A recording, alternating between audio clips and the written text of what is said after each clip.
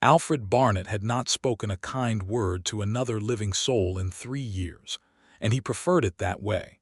Or so he told himself every single morning when his bay stallion, Copper, pulled against the reins and turned his great stubborn head toward the eastern fence line without being asked.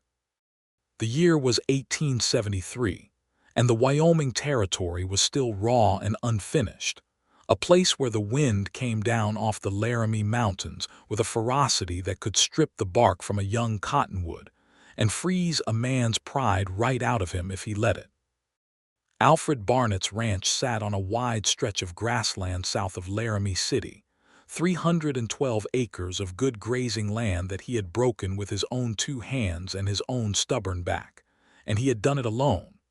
That was the thing people said about Alfred Barnett, not that he was cruel, not that he was ungenerous, but that he was alone in a way that went deeper than geography. He had built every fence post himself, had nailed every board of the main house himself, had branded every head of cattle himself, and when his younger brother had offered to come help one spring, Alfred had written back a short letter declining. He needed no one. He had decided this with the quiet finality of a man who has been burned badly enough that he has resolved never to stand near fire again.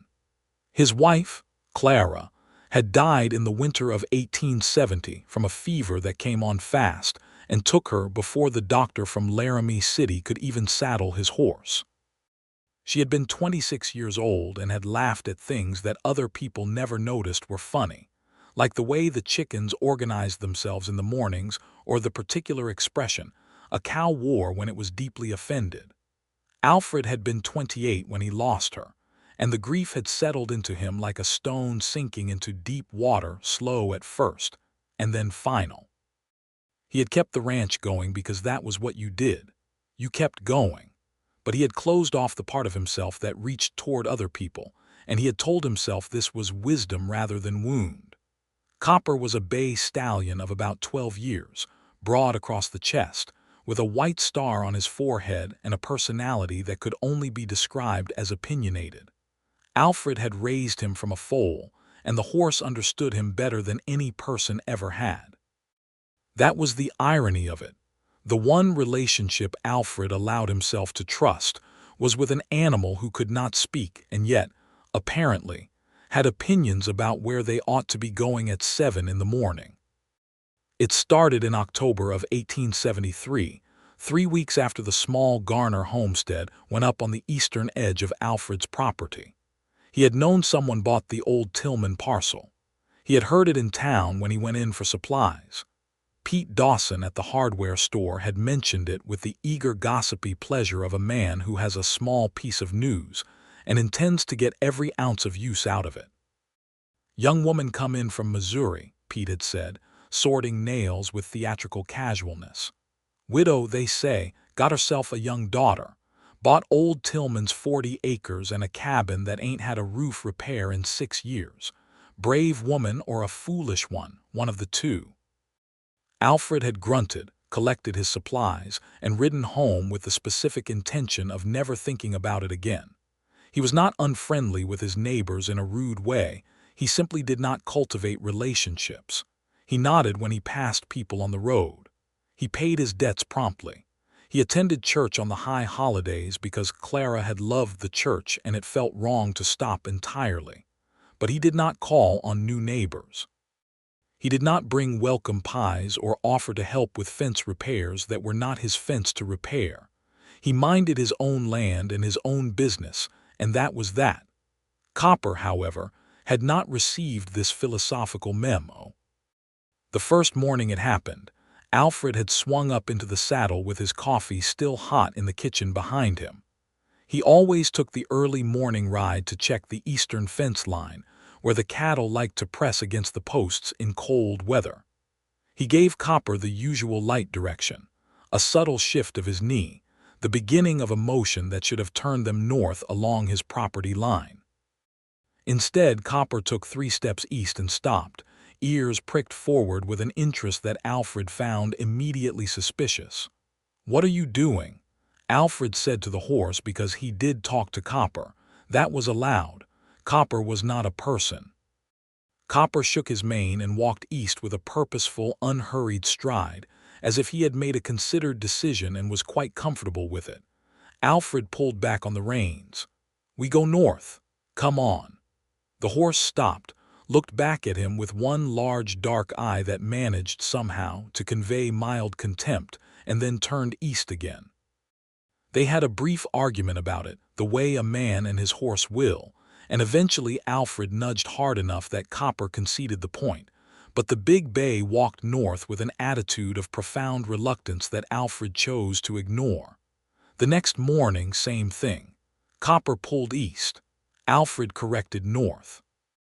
The third morning, Alfred was tired and had been up late mending a stretch of fence that had gone down in a windstorm, and when Copper turned east without being asked, Alfred was slow to respond, and in that slow moment the horse had already covered 50 yards in the direction of the Tillman parcel with a smooth and confident trot, and Alfred, half awake, had let him go. That was how he first saw her.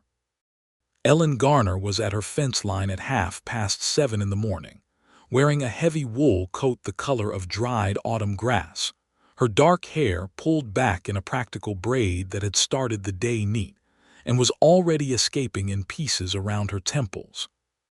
She was hammering a fence post with a mallet that looked too heavy for the job, and that she was swinging with a determination that made up for any deficit in technique. The little girl, she must have been about 6 years old, was sitting on the top rail of an already completed section of fence watching her mother work with the expression of a child who has been told to sit still, and is doing so with enormous moral effort.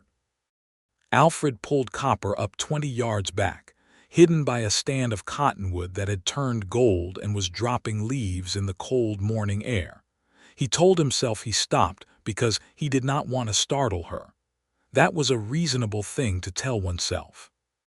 Ellen Garner hammered the post, tested it with both hands, declared it insufficient by expression alone, and hammered it again.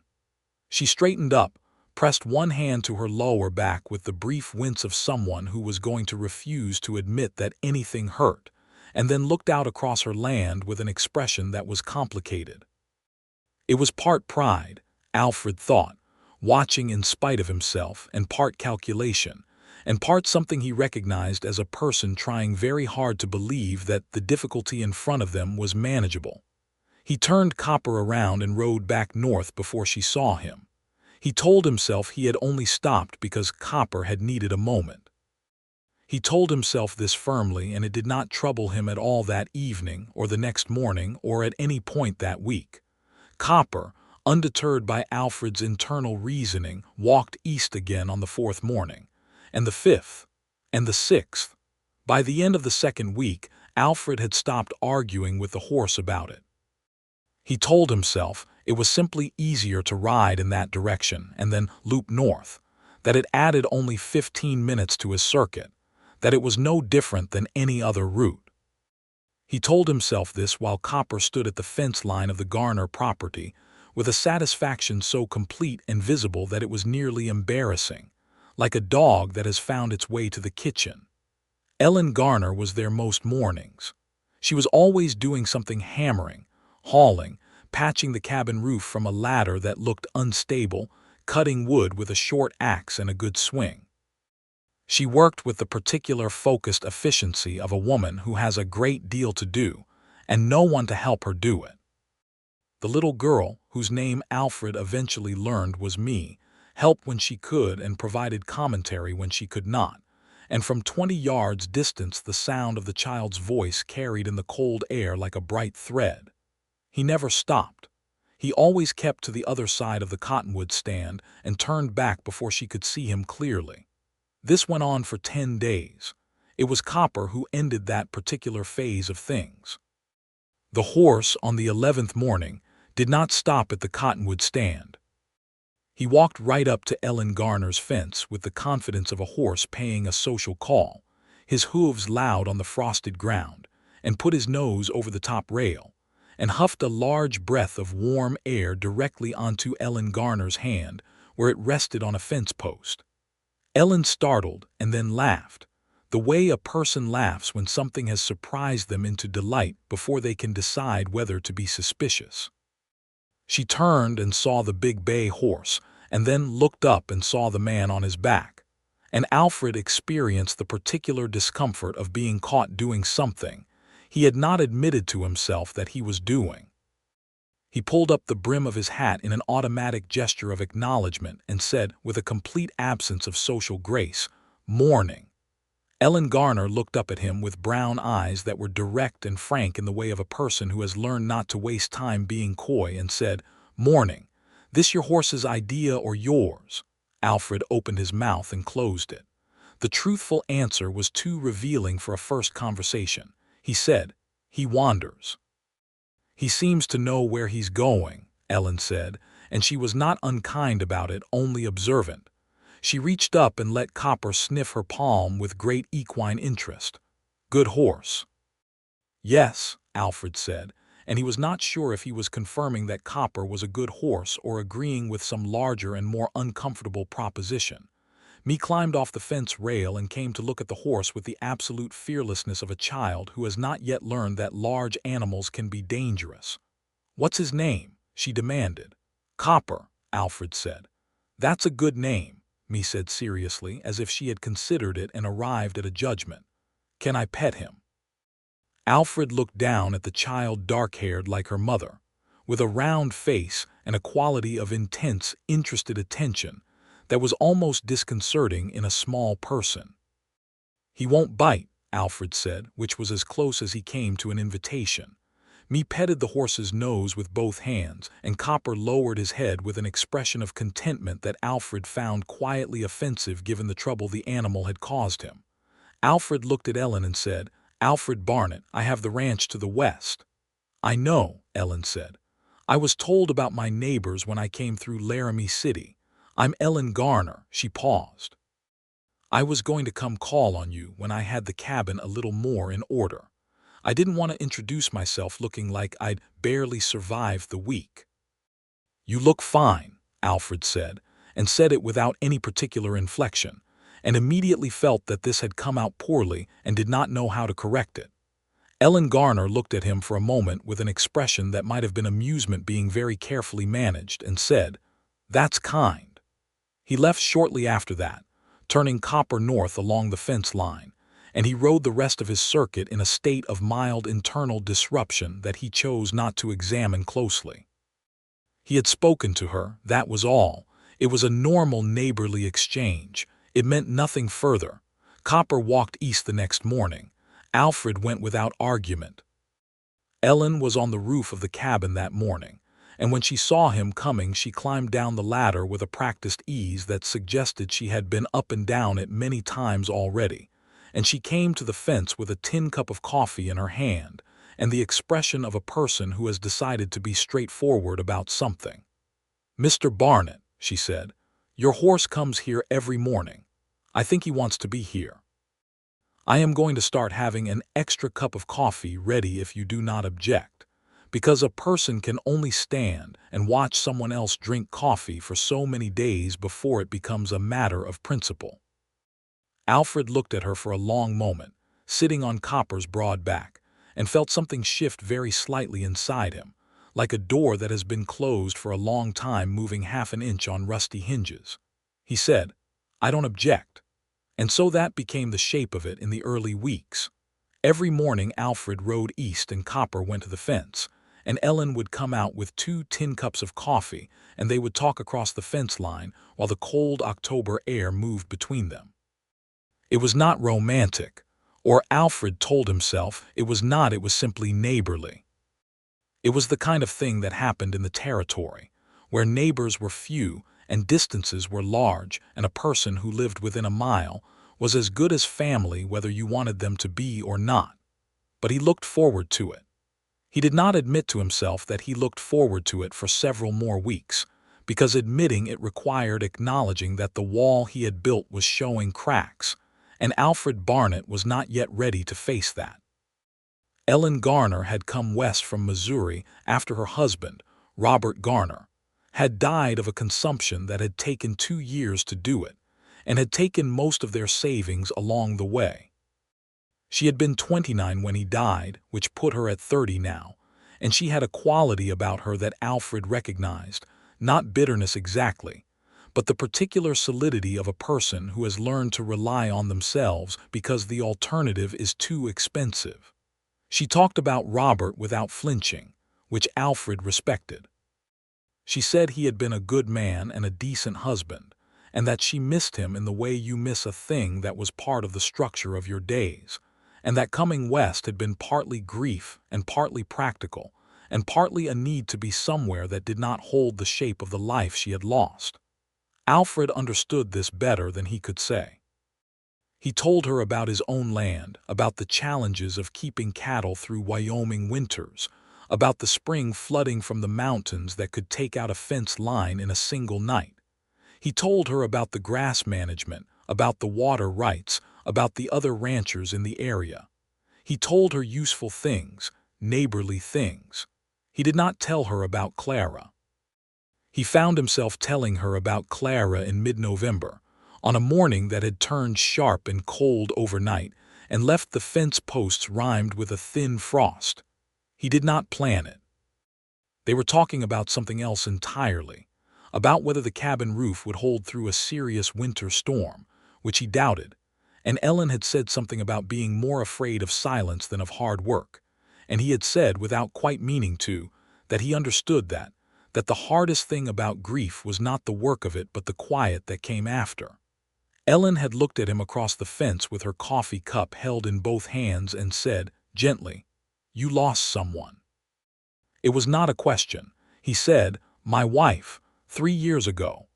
Ellen nodded, not performing sorrow, just receiving the information with a serious attentiveness that he found he preferred to sympathy. She said, "What was her name?" "Clara," he said. Ellen said, "She must have loved this land," looking out at the grassland and the mountains and the enormous cold blue sky. "She did," Alfred said. "She said it looked like God hadn't finished it yet and she liked that." Ellen smiled at that, not laughing at it but feeling it, and Alfred watched the smile and felt something hurt in his chest in a way that was not entirely unpleasant, which was its own particular confusion. November moved into December, and the cold settled in hard and serious. Alfred began to notice things about the Garner homestead that concerned him from a practical standpoint, which he told himself was simply the concern of a neighbor who did not want to have to deal with a crisis. The cabin was inadequate. He could see it from the fence lined the gaps in the walls where the chinking had dried out and fallen away, the wood stack that was not large enough for a serious winter, the fence around the small kitchen garden that was not going to keep anything out. He lay in his own house at night, warm by his own good iron stove, and thought about the inadequacies of her roof with a specific and unwelcome concern. He told himself twice that it was not his business. On the third morning that the temperature dropped below 15 degrees, he rode east and said, without preamble, "Your wood stack needs to be twice what it is." Ellen, who had clearly been cold all morning and was wearing everything she owned and still looked chilled, said, "I know. I've been cutting when I can." "I have a season's surplus," Alfred said. "I cut more than I need out of habit. I'll bring 2 wagon loads over." Ellen looked at him with an expression that mingled gratitude with the particular wariness of a person who does not want to accept charity from someone they have to continue looking in the face. She said, "I'll pay for it." "No, you won't," Alfred said. "It would just sit in my barn otherwise." She held his gaze for a moment, measuring him, and then said, "All right. Thank you." He brought the wood that afternoon, 2 full wagon loads that he stacked himself against the south wall of the cabin while Ellen worked alongside him, and me handed pieces up from the wagon bed with the absolute seriousness of a 6-year-old doing an important job. They worked for 2 hours in the cold, and when the last piece was stacked, Ellen made coffee inside and Alfred sat at her kitchen table for the first time and looked around at what she had made of the old Tillman cabin. She had made it a home. That was the only way to describe it. There were curtains on the 2 small windows made from what looked like flour sacks dyed blue. There was a braided rug on the floor. There was a small shelf with 3 books, and a porcelain figurine of a horse that had clearly traveled a long way. There were Me's drawings pinned to the wall beside the window, horses, mostly, which made Alfred think of Copper with a warmth he refused to examine. The stove was small but well-tended, and the warmth in the cabin was disproportionate to its size, the kind of warmth that comes not just from fire but from someone deliberately making a space livable. He sat at her table and drank the coffee she put in front of him, and Me climbed into the chair across from him and looked at him with the evaluating attention of a child who is deciding whether she likes an adult. "Do you have children?" Me asked, with the complete absence of social inhibition that was characteristic of her age. Alfred said, "No." "Why not?" Me asked. "Me," Ellen said, with a tone that was half corrective and half resigned. "It's all right," Alfred said. He looked at Me and said, "Some things just don't happen the way you plan." Me considered this with genuine seriousness and said, "Mama says that too. She says we plan to stay in Missouri and we plan for Papa not to be sick, and neither of those things happened the way we planned. But she says Wyoming is actually better." Alfred looked at Ellen, who was facing the stove with her back to him, and he saw her shoulders briefly tighten and then deliberately release. She said, "Wyoming is better," without turning around, and there was something in her voice that was both certain and effortful, the voice of a person who has decided something and is committed to the decision regardless of how hard it is. He rode home that evening in the late pale winter light with Copper moving easy beneath him, and he thought about that certainty and that effort, and he thought about how long it had been since he had felt certain about anything other than cattle rotations and fence posts. December brought the first real storm, and Alfred spent 3 days fighting it on his own property before he could ride east, and when he finally reached the fence line, he found it empty and the cabin quiet, and he experienced a panic so sharp and specific that it told him, plainly and without any possibility of misinterpretation, that what he felt for Ellen Garner had moved well beyond neighborly concern. He swung down from the saddle and went to the cabin door and knocked. There was a long pause that did his nerves no good at all, and then Ellen opened the door and she looked fine, tired, a little worn at the edges, but fine, with Me beside her in doubled-up wool socks, both of them intact and present. "I thought something had happened," Alfred said, and his voice came out rougher than he intended. Ellen looked at his face and something in her own expression changed, a kind of careful stillness that was its own response to what she saw in him. She said, "We're all right. The roof held. The stove kept us warm. Come in." He came in. He sat at her table again. Me fell asleep on the small cot in the corner within 20 minutes of the warmth and the quiet, and Alfred and Ellen sat across the table from each other in the low lamplight, and the storm moved outside the windows, and something between them settled into a different configuration than it had been before. Ellen wrapped her hands around her cup and said, "You were worried." "Yes," Alfred said. He did not try to minimize it. She looked at the table for a moment and then looked up at him with those direct brown eyes and said, "Alfred." It was the first time she had used his given name without formal prefix, and it landed differently than he expected. "What is this?" she said. He did not pretend not to understand the question. He sat with it for a moment, this man who had spent 3 years building walls, and felt the weight of the question and the weight of the answer and the complicated presence of both their histories between them like a third person at the table. He said, "I don't know what to do with it." Ellen nodded slowly, which was not disappointment but understanding. She said, "Neither do I. I haven't wanted anything in a long time," Alfred said. It cost him something to say it. I'd gotten used to that. "Me too," Ellen said quietly. They sat in the quiet of the storm for a while, and then Alfred said, "I think Copper knew before I did." Ellen laughed at that, a real laugh, unguarded, and it was the best sound Alfred had heard in 3 years, and he knew it with a certainty that was almost frightening in its clarity. She said, "I think Copper is smarter than both of us."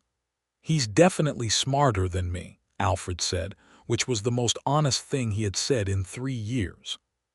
He rode home that night with the storm dying down around him, and Copper moving sure-footed through the dark, with the confidence of a horse who knows the way.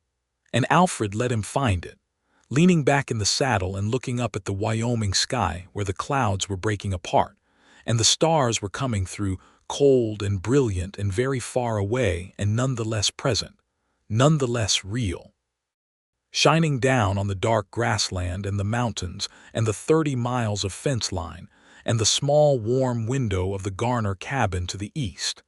He did not sleep well that night, but it was a different quality of wakefulness than he was used to. It was not the flat gray wakefulness of grief. It was the alive, uncomfortable wakefulness of something beginning. January was cold in a way that tested everyone, and Alfred found himself riding east every morning without any pretense of it being the horse's idea. Copper went willingly, of course.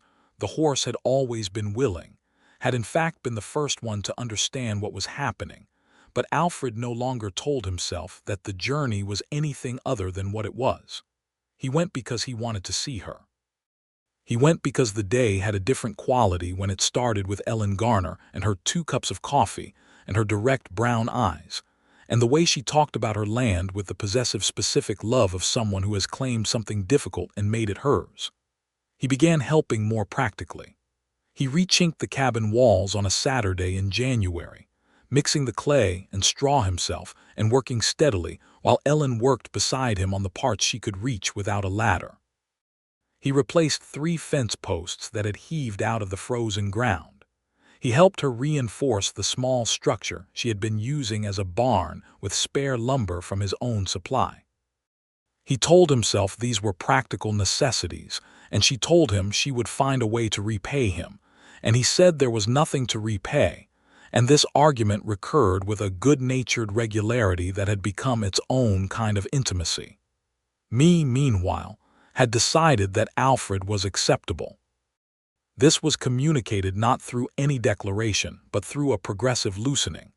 She began talking to him freely, demanding his opinions on her drawings, insisting that he admire particular aspects of the land that she found interesting, showing him things with the proprietorial pleasure of a child who has decided someone is worth showing things to. Alfred found himself paying attention to these showings with a genuine interest that surprised him. Garner was a particular and vivid small person. She had an eye for things. She would point out a bird's abandoned nest still lodged in the fence line, or the pattern of ice on the water trough, or the specific way the morning light came through the cottonwood leaves, with the assumption that these were obviously interesting things and any reasonable person would agree. He agreed. He had not been around a child in years. Clara had wanted children, and they had not had them yet when she died, and that was one of the losses inside the larger loss, a subtler grief that he had folded away. He had not thought about it in a long time. Garner, with her complete and unself-conscious requirements, was pulling that folded thing open at the edges, and he let it open, carefully, not trying to hurry anything or name anything but letting it be what it was. In late January, a situation arose that clarified several things at once. A man named Dale Hutter rode out from Laramie City and stopped at the Garner fence line on a Tuesday morning when Alfred was not there. Alfred heard about it from Ellen that evening.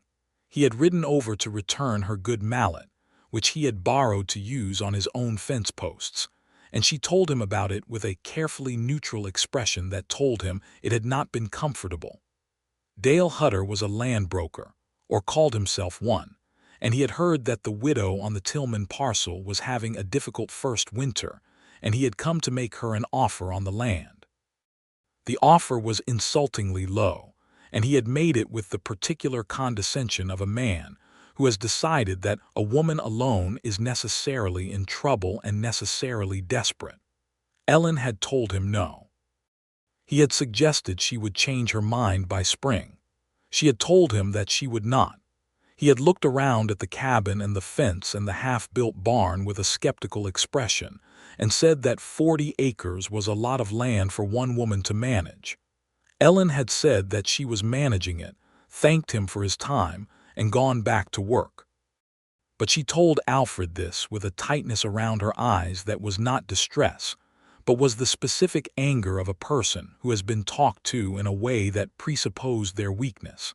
And Alfred felt his own anger rise to meet it in a way that was both personal and principled.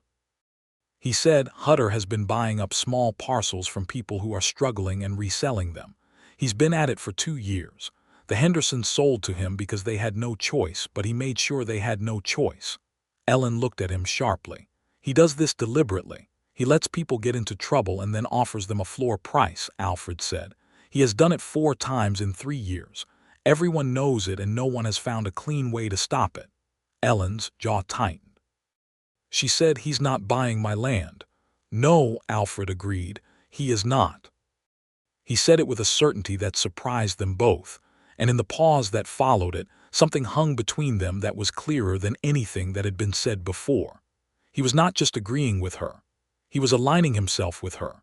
He was saying her land was his concern, her standing her ground was something he stood behind, and they both heard it that way.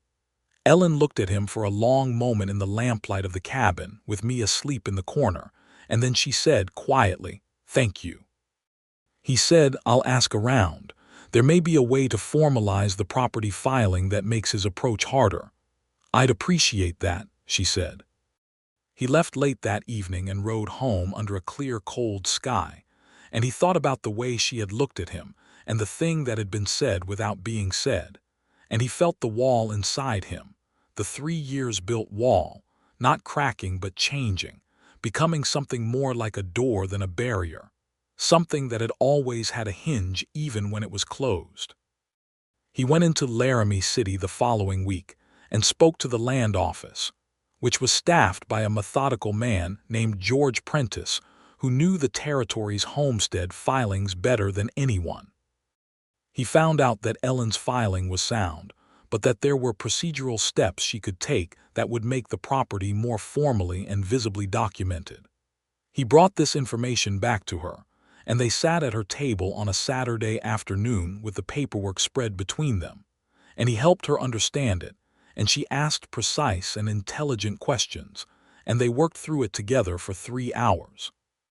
Me sat with them for part of it, drawing horses in the corner, and at some point she said, without looking up from her drawing, "Alfred, are you going to live here?"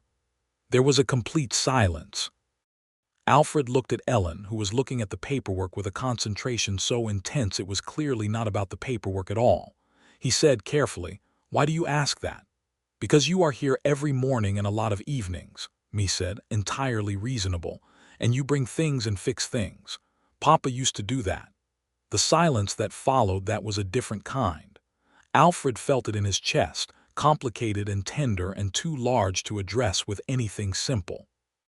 He said, "I am your neighbor, Me. Neighbors help each other." Me looked up from her drawing with an evaluating look that was so much like her mother's that it made something ache. She said, "Okay," and went back to the horses, apparently satisfied or at least willing to wait. Ellen looked up from the paperwork then and met Alfred's eyes, and there was something in her face that was open in a way it had not been before, unguarded and questioning and a little afraid, but open. And he looked back at her, and the thing that had been moving slowly between them all these months moved another step forward, like copper walking east without being asked. February came in hard and then softened unexpectedly at the end of the month, giving a false and beautiful 2 weeks of warmth before March reasserted the cold. In that warm interlude, things changed. It was a Sunday afternoon, and Alfred had ridden over without a practical reason, no fence to fix, no wood to deliver, no paperwork to work through. He had saddled Copper and ridden east simply because he wanted to, and when he arrived Ellen was sitting on the fence rail in the unusual warmth, her face turned up to the sun with her eyes closed, and she looked so peaceful and so present and so entirely herself that Alfred pulled up Copper and just looked at her for a moment. She opened her eyes because she heard the hoofbeats, and she saw him sitting on his horse 20 yards away, not hiding, just there, and she held his gaze without speaking for a moment, and then she smiled. Not the polite neighborly smile, and not the amused smile, and not the warm practical smile. A different smile, the one that goes all the way to the eyes and asks nothing in return. Alfred swung down from the saddle and tied Copper to the fence and climbed over it. The act of crossing the fence line was not lost on either of them, given everything the fence had meant over these months, and he walked across her yard and stopped a few feet from where she was sitting. He said, "I don't have a good reason to be here." Ellen said, "You don't need one." He stood there in the warm February sunlight, this big, broad-shouldered man who had spent 3 years learning to need nothing, and felt the last of the constructed distance between them go very quiet. He said, "Ellen." She looked at him. Brown eyes, direct and warm and patient, the patience of a person who has not been rushing him, who has been letting him find his own way east every morning and waiting without demanding. He said, "I have been trying not to want things. It seemed safer." Ellen said, "I know, I've been doing the same thing."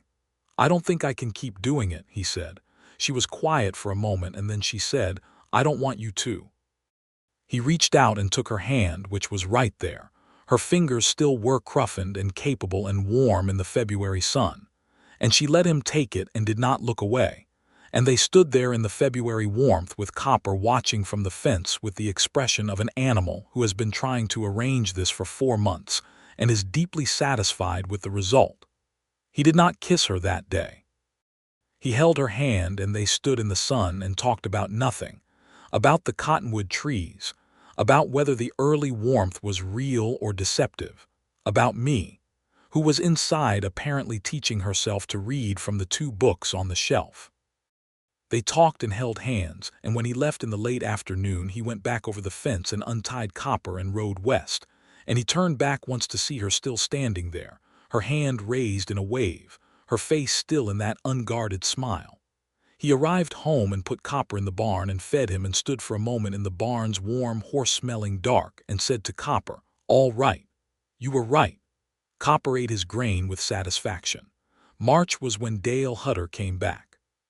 He came with a companion this time, a man named Briggs who had the look of someone hired to stand close and be large. And he came to Ellen's fence on a cold, gray morning when Alfred happened to be there, sitting on Copper's back with his coffee, because this had become the morning ritual and Alfred no longer disguised its nature from himself or anyone else. Hutter's eyes moved from Ellen to Alfred and back, and he recalibrated his approach visibly, the way a man does when he encounters an obstacle he had not planned for. He said, "Miss Garner, I've come to renew my offer." "Mrs. Garner," Ellen said calmly, "and my answer hasn't changed." Hutter looked at Alfred with the particular expression of a man making a calculation. He said, "I've increased my offer, $50 above what I offered before." "Not interested," Ellen said. "It's a fair price for 40 acres in this condition," Hutter said, and the word condition carried a weight that was deliberate. Alfred said, without raising his voice, "The property is in good condition. I've helped see to that. The filing is properly registered with the land office and was updated 2 months ago. Any challenge to the title would be on solid legal ground." He paused. "I want to be helpful and make sure you understand that clearly, Mr. Hutter."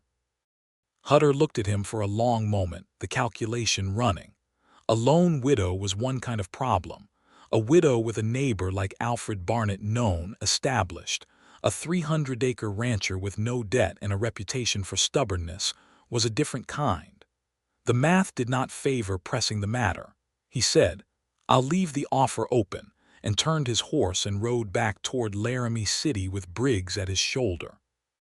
Ellen watched them go and then turned to Alfred with a look that was half gratitude and half something fierce.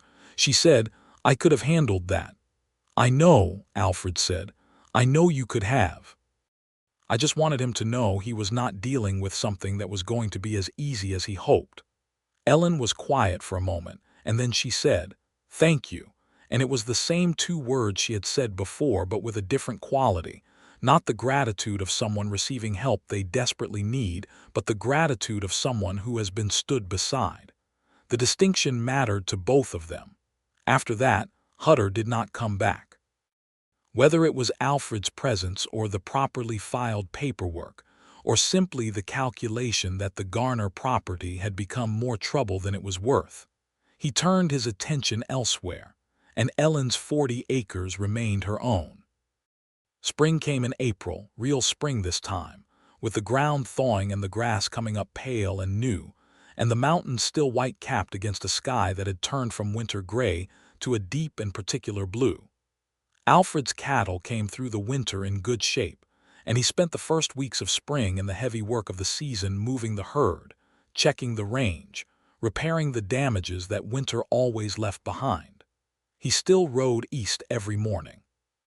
Copper still went willingly, though now there was no need for the horse to assert his own judgment because Alfred's judgment had caught up. Things had shifted into something that both of them understood but had not yet entirely named. He held her hand when they stood together at the fence or in her yard. He sat at her table several evenings a week. Me had developed the casual assumption that Alfred was a permanent feature of her world, the way she assumed the mountains were permanent, not something you had to think about, just something that was there.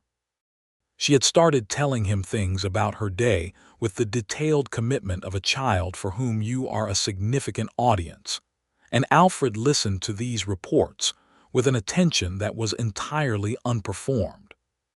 One evening in April, Me said, while helping clear the supper plates, Alfred had stayed for supper, which had become its own habit. "Alfred, do you like our house?" Alfred said. "I do." Me said, "It's small." "It is," Alfred agreed. Me said, "Your house is bigger. Mama says it is." Ellen appeared in the kitchen doorway with the expression of a woman who would like to have this conversation not happening, but Me had the momentum of a child who has been thinking about something and is going to say it regardless. Me said, "If you lived with us, we would have a bigger house." Alfred looked across the kitchen at Ellen, who was holding a damp cloth and looking at the ceiling in a way that suggested she was requesting divine intervention. He said, "Me, those are things that take time to figure out." Me said, "How much time?" He said, "A fair amount." Me seemed to accept this as a reasonable answer and went back to her task.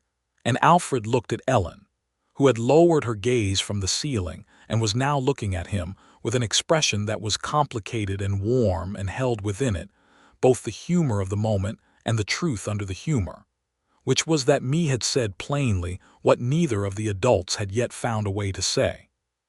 He stayed late that evening, and when Me was asleep and the lamp was burning low and the spring air was coming through the cracked window carrying the smell of new grass and cold water from somewhere high up in the mountains, he and Ellen sat across the table from each other and he said, "She's not wrong." Ellen looked at her hands around her cup. She said, "No," he said. "I have been trying to think about how to say this properly." Ellen looked up. She said, "You don't have to say it properly. You just have to say it." He said, "I love you." He said it the way a man says something he has been carrying for a long time, simply, with the relief of something set down. "I have been in love with you since about November, which I know is not very long, and I know we have both been here before, and I know what it costs when it goes wrong, and I am telling you anyway because I think you should know." Ellen's eyes had gone bright in the lamplight. She said, "Alfred," he said, "you don't have to say anything back. I'm not asking anything of you. I just wanted to be honest with you." Ellen said, "I love you too." She said it quietly but steady, the way she said everything, without excess, without drama, but with a fundamental and unshakable quality that made it feel permanent. She said, "I have been trying not to rush you. I could tell you were finding your way." He said, "Copper found my way for me." She laughed at that, bright and full, and he reached across the table and took her hand, and she held on with both of hers, and they sat there in the lamplight on the first warm night of spring with the window open and the mountains dark against the stars, and something between them entirely resolved and entirely new at the same time. He did not rush the next thing. They had both learned, separately and the hard way, that rushing was its own kind of damage. They had the spring to themselves, the daily mornings at the fence, the evenings at her table, the long weekend afternoons when he brought his horse, and she brought Me, and they all rode out to look at the range. Me in front of Alfred on Copper's broad back with the seriousness of someone on an important expedition, and Ellen on the gentle old roan mare she had acquired in March. They had all of that, and it was good in a way that Alfred had stopped believing things could be good, a steady and undemanding and real goodness that did not require anything extraordinary to sustain itself. In May, on a Saturday morning that was warm enough that they had sat on the outside of the fence rather than talking across it, another crossing, another small movement, Alfred said, "I want to ask you something." Ellen was braiding a piece of grass with her hands the way people do when they are sitting still but cannot quite stop moving. She looked up. He said, "I want to marry you if you'll have me. Not because of Hutter or the land or practical reasons, though those are real. Because I want to go to sleep in a house that has you and me in it, and wake up the same way. Because I would like to stop riding over here and riding back, which feels like crossing a distance I don't actually want between us." Ellen looked at him for a long moment with the braided grass still in her hands. She said, "What about your house?" He said, "My house is bigger. Me already has the right idea." Ellen smiled at that, slow and warm, and then she said, "Yes." He said, "Yes." She said, "Yes, Alfred, I'll marry you." He leaned over and kissed her then, there on the fence rail in the May sunlight with the mountains at their backs, and the grass coming in green and the sound of me somewhere behind the cabin doing something with great intensity and enthusiasm. And it was not a complicated kiss or a dramatic one, but it was a real one, warm and certain and easy in the way of things that are exactly where they belong. They were married in June of 1874, in the Laramie City church that Clara had loved, and that Alfred had continued to attend on the high holidays. He had talked to Clara's memory about this in the only way he knew how, standing at the edge of his north pasture one evening, and saying aloud, to the mountains and the sky and whatever else might be listening, that he hoped she would not mind.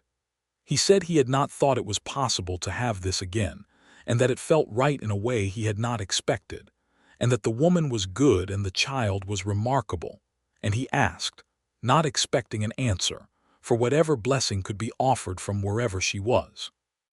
The spring evening gave him back only wind and birdsong and the distant sound of the cattle, which he took as an answer of a kind. The wedding was small. Ellen had a blue dress she had been making in secret for a month, which me, who had known about it and maintained confidentiality with heroic effort, revealed with enormous pride at the appropriate moment.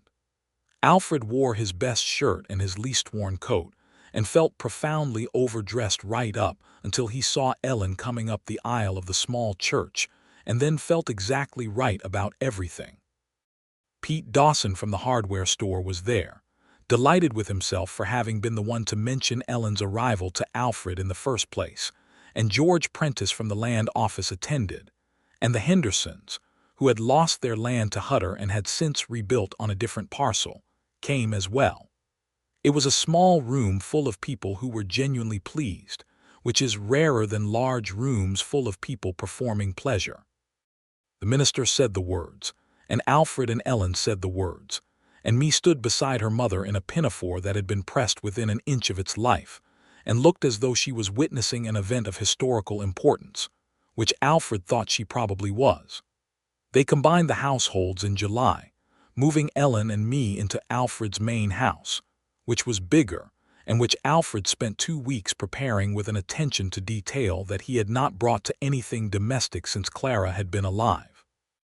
He built me a proper bed frame for her new room, with a headboard he carved to have a horse on it, which she regarded as the best object she had ever owned. Ellen's blue curtains went on the front windows, and her braided rugs went on the floors, and her 3 books and the porcelain horse went on the shelf beside Alfred's considerably larger collection of ranch ledgers and 1 battered copy of Twain. The place felt different with them in it. It felt occupied in the right way, in the way that a house can feel when it is being lived in by people who are glad to be there. Alfred would come in from the morning work, and there would be the sound of Ellen in the kitchen, and me's voice from wherever she had gotten to, and the smell of coffee and something cooking, and he would stand in the doorway for a moment before anyone saw him, and simply be present with the fact that this was his life. He was still a rancher who talked mostly to horses. He was still a man of few words and large silences. Ellen had not tried to change this about him, and he loved her for it. She was herself, direct, self-reliant, funny in a dry and precise way that caught him off guard regularly, warm without being performative about it. She had learned to run her 40 acres alongside his 312, and they had combined the operations practically and efficiently, though she maintained the Garner parcel as her own title, registered separately, which Alfred had suggested himself. He wanted her to have it. He wanted her standing to be her own and not borrowed from his. The fall of 1874 was the best Alfred could remember since before Clara died. The cattle had done well, the summer rains had been adequate, the fence line was sound, and he had a family in his house. He would not have used that word family for a long time, but it was what he had and he knew it.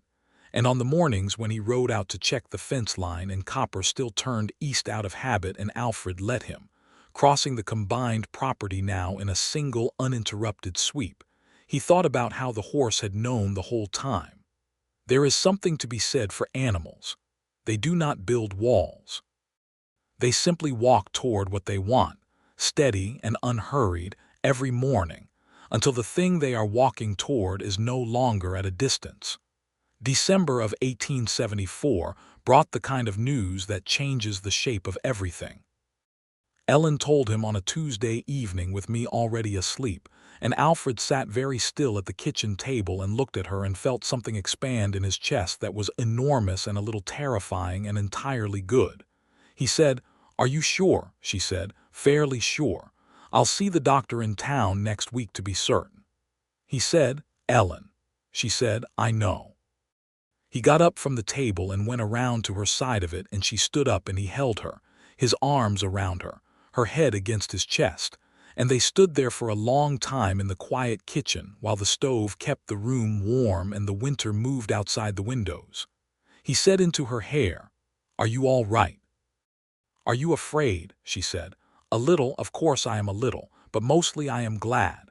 He said, "Me too." The doctor in Laramie City confirmed it in January, and me, when told she was going to have a sibling, received the information with the same analytical intensity she brought to all significant news and then said, "Good. I want someone to show things to." The baby came in August of 1875, a boy they named James, after no one in particular except that it was a name they both liked, a solid name with good weight to it. He was born on a hot August evening with the doctor in attendance and Alfred in the hall, outside the room doing everything in his power not to pace, which Ellen could hear anyway, and which she would tease him about for years. James Alfred Barnett came into the world at 8 o'clock in the evening, loud and opinionated, which Alfred thought was appropriate. And when the doctor handed him to Alfred for the first time, Alfred held the boy with the careful terror of a man who has never held something this important and this small, and looked down at the red and angry face, and felt something happen in his chest that no amount of wall building had prepared him for. He walked to the bed and sat beside Ellen, who was tired in a deep and satisfied way, and showed her the boy they had made, and she looked at the baby and then at Alfred and said, "There. Everything right?" Alfred said, "Yes." Me came in to see her brother with the gravity of a 7-year-old undertaking a significant responsibility, examined him thoroughly and declared him adequate. "He needs to grow more," she said practically, "but that will happen." Alfred thought this was possibly the most accurate assessment anyone had made of a newborn, and he told me so. And she looked pleased with herself in the specific way she did when a grown person took her seriously. The years after that had the quality of real life, not perfect, not effortless, but full, in the way that only things earned with actual labor and actual love are full. Alfred's ranch grew steadily. He took on 2 hired hands in 1876, brothers named Eli and Tom Marsh from Nebraska, who were good workers and who adapted quickly to the particular culture of the Barnett operation, which required a tolerance for large silences and opinionated horses. Ellen's 40 acres remained hers. She had developed it over the years into a productive kitchen garden and small orchard, with a proper herb patch that she tended with a knowledge she had brought from Missouri and expanded on the western soil. People came to buy things from her: dried herbs, seedlings in the spring, the particular apple butter she made in October that Pete Dawson bought every year to sell at the hardware store with what Ellen called excessive enthusiasm. She was her own person in her own right, and this was something Alfred was proud of in a way that he found difficult to articulate, but that was real and present in how he spoke about her, how he deferred to her in decisions that affected her land, how he never suggested or implied that her work was subsidiary to his. It had not always been easy. The territory was not always a gracious place toward women who wanted to own things and run them independently. But Ellen had navigated it with a combination of quiet competence and absolute refusal to be reduced, and Alfred had been behind her in the navigating, not in front of her, not above her, but exactly level. Me grew up fast and well. She had her mother's directness and her own wildness, a particular affinity for the land that expressed itself in the way she knew the range as well as Alfred did by the time she was 10, could track a wandering calf by its prints in soft ground, could read weather in the mountains with a reliability that the hired hands learned to respect. She helped with everything and had opinions about everything and became, gradually, a person of substantial competence and considerable character. She also had an absolute devotion to Copper, who, in his advancing years, had developed the dignified pace and philosophical calm of an old gentleman who has accomplished everything he set out to do. She groomed him every Saturday with a seriousness that Alfred found quietly moving. Copper accepted this attention with regal appreciation. James, for his part, was a loud and physical and cheerful boy who crashed through life with an enthusiasm that exhausted everyone around him and delighted them in equal measure.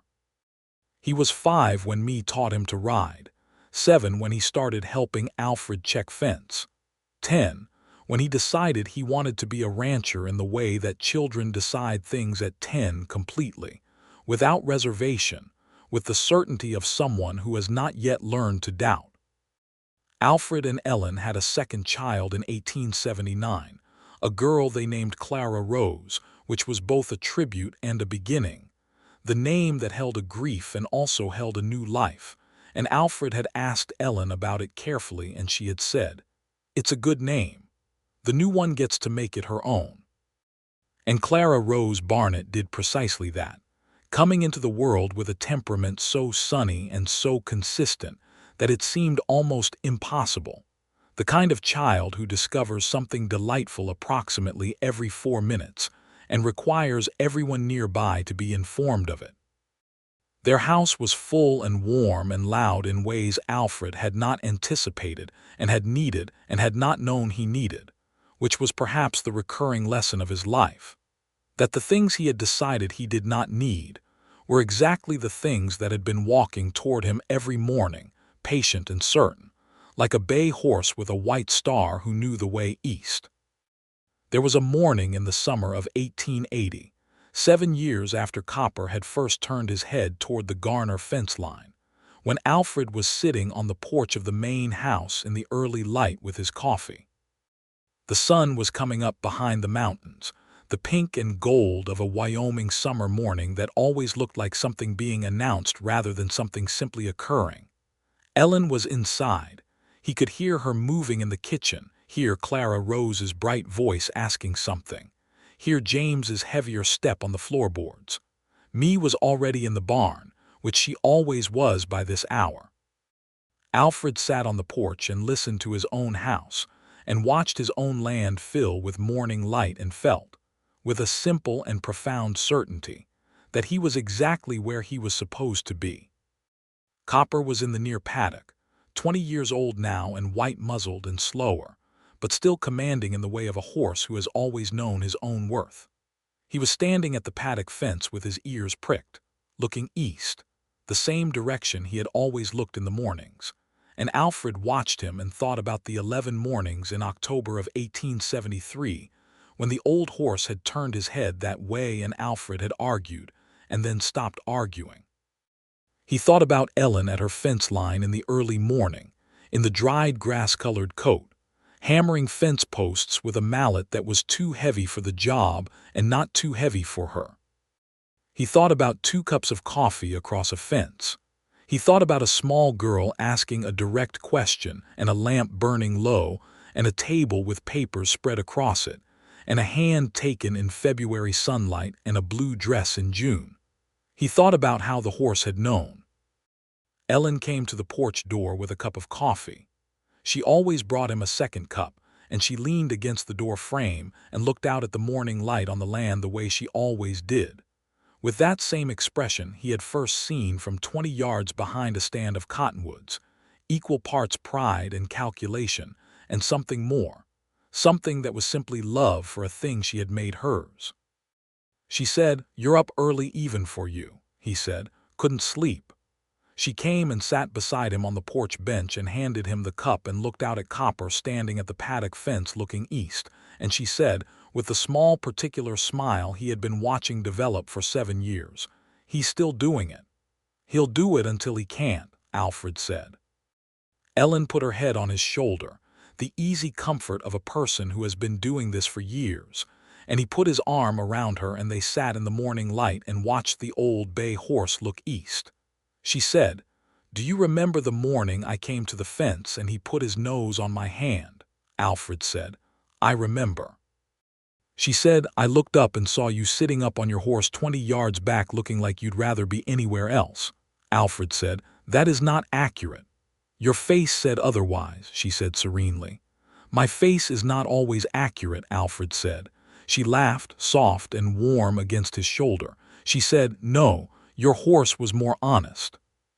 He pressed his face into her hair for a moment, this woman who had come west from Missouri with a mallet that was too heavy for the job and a daughter who asked questions and a particular quality of endurance that was the best thing he had ever witnessed.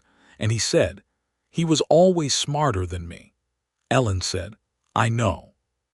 I fell in love with you anyway." He held her tighter and she let him, and the morning light moved across the land, the combined land, his 312 and her 40, the fence line between them long since irrelevant, the cottonwood stand still standing, the grass coming in green and thick after a good wet spring. James came out of the house behind them and went to the barn without stopping to talk, the self-sufficient early rising of a boy who has grown up ranching. And Clara Rose appeared in the doorway in her nightgown demanding to know where James was going without her. And Ellen called back that he was in the barn and she should put her boots on if she wanted to follow. And the small domestic argument proceeded from there, with the energy and volume of a 5-year-old with strong opinions. Alfred watched the morning light and listened to his family and thought about what it had taken to get here, and how none of it had been what he planned, and how the horse had known the whole time. Me came out of the barn at that moment, leading Copper by his halter with the practiced ease of long familiarity. She walked the old horse around the paddock the way she did every morning, her hand light on his halter, talking to him in the quiet, constant way she had always talked to animals.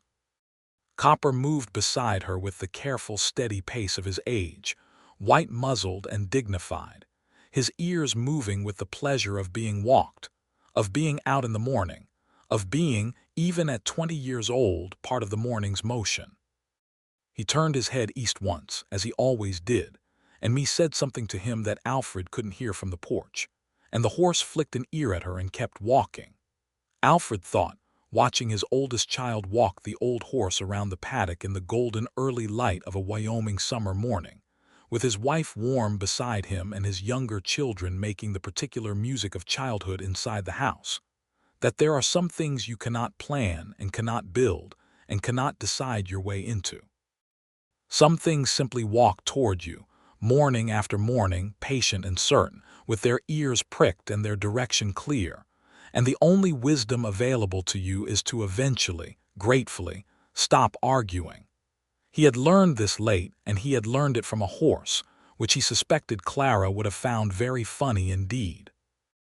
He had told Ellen about this once, about what he thought Clara would have made of the whole thing, and Ellen had been quiet for a moment and then said, "I think she sent him," meaning Copper, meaning the whole sequence of mornings and fences and eastward-pointing ears, and Alfred had not known what he believed about such things but had found that he could not entirely disagree. He thought about it now, in the morning light, with Ellen's head on his shoulder, and the old horse moving slow and certain around the paddock, and the Wyoming sky opening above everything in that enormous particular blue. Copper stopped at the east side of the paddock and put his nose over the rail and looked east, the same way he had always done, and Alfred raised his coffee cup in a small private toast to the horse and the east, and whatever patient intelligence had first turned those ears in that direction on a cold October morning in 1873, and had kept turning them, morning after morning, until the man on his back finally understood that needing no one had never been wisdom at all. It had only ever been a wall, and walls, Alfred Barnett had learned, were not built to last forever. They were built to be found, and opened and walked through, by horses with opinions and women with mallet-swinging determination and small girls who asked the right questions at the right time. He looked at Ellen and she looked at him, and something passed between them in the morning light, not words, because they had moved past the stage of needing words for everything, but the solid, warm, wordless communication of two people who know each other in the way you only know someone you have built something real with, something that has seasons and weight and wear and is still standing. She said quietly, "Good morning, Alfred." He said, "Good morning, Ellen." Clara Rose appeared in the doorway again with her boots on the wrong feet and an expression of determined readiness that made both of them smile, and she announced that she was going to the barn now and would someone please come with her, and the morning commenced in full with all its ordinary and irreplaceable life. Inside the paddock, Copper turned his old head east one more time, into the morning light, into the direction he had always known was the right one. He stood there, the white star on his forehead bright in the new sun, ears pricked forward, patient and sure. He had always known the way.